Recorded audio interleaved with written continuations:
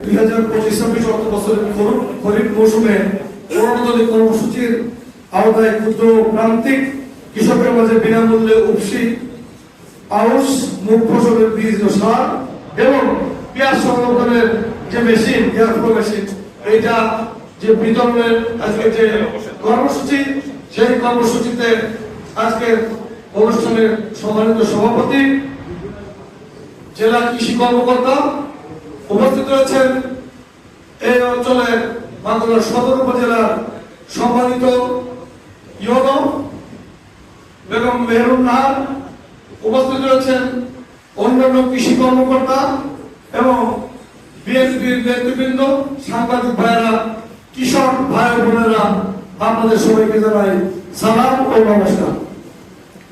দেখুন, আসলে কিছু কথা আপনাদের মাঝখানে থাকতে পারলে ভালো লাগতো, কিন্তু আমার জন্য আমাদের মাননীয় মন্ত্রী মহোদয় অ্যাডভোকেট নিতাই রায় চৌধুরী আমার জন্য অপেক্ষা করছেন, এই জন্য আমাকে যেতে হবে। তাই আমি সংক্ষেপে আপনাদের সামনে একটা কথা উপস্থাপন করে আপনাদেরকে একটু কিছু বিতরণ করে দিয়ে চলে যেতে চাই। এই জন্য আপনারা ক্ষমা সুন্দর দৃষ্টিতে দেখবেন। আজকের এই কর্মসূচির আমি শুভ উদ্বোধন ঘোষণা করব। ভালো থাকেন, সুস্থ থাকেন। এই দেশ হচ্ছে কৃষি প্রধান দেশ। এই দেশের কৃষক বাঁচলে বাংলাদেশ বাঁচবে। আমাদের ইতিমধ্যে কৃষি কর্মকর্তা বলেছেন তেলের ইস্যুটা আসলে হচ্ছে কি, তাকে খেয়াল করে কোনো কিছু কিন্তু থেমে নেই। তেল কিন্তু অ্যাভেলেবেল, পর্যাপ্ত তেল।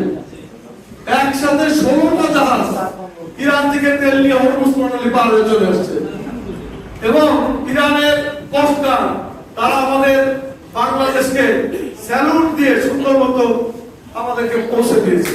আপনারা চিন্তা করেন, এর মধ্যেও তাদের যে এই বাংলাদেশের কান্ট্রি, তারা যে এরকম করে তেল দেয় গরিব দেশ চাঁদের সময়। কিন্তু আপনাদেরকে বলি, কিছু মোটরসাইকেল ওয়ালারা তারা কিন্তু সব প্রবলেম সৃষ্টি করছে।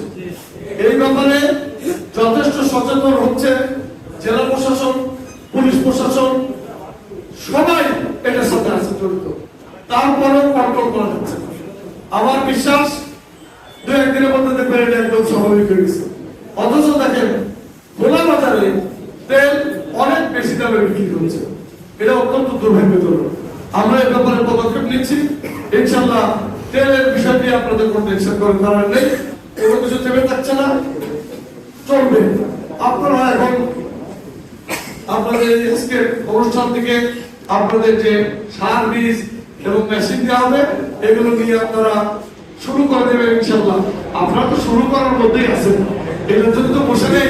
তবুও সরকারের পক্ষ থেকে যেটুকু দেওয়া যায় এটাই কম কিসের। সবাইকে ধন্যবাদ। ভালো থাকবেন, সুস্থ থাকবেন। বাংলাদেশ আবার নদী নালা খাল ভেবে পানি ভরে উঠবে এবং কৃষকরা ব্যাপক ফসল ফলাবে, এই আশাবাদ ব্যক্ত করে আমার বক্তব্য শেষ করছি।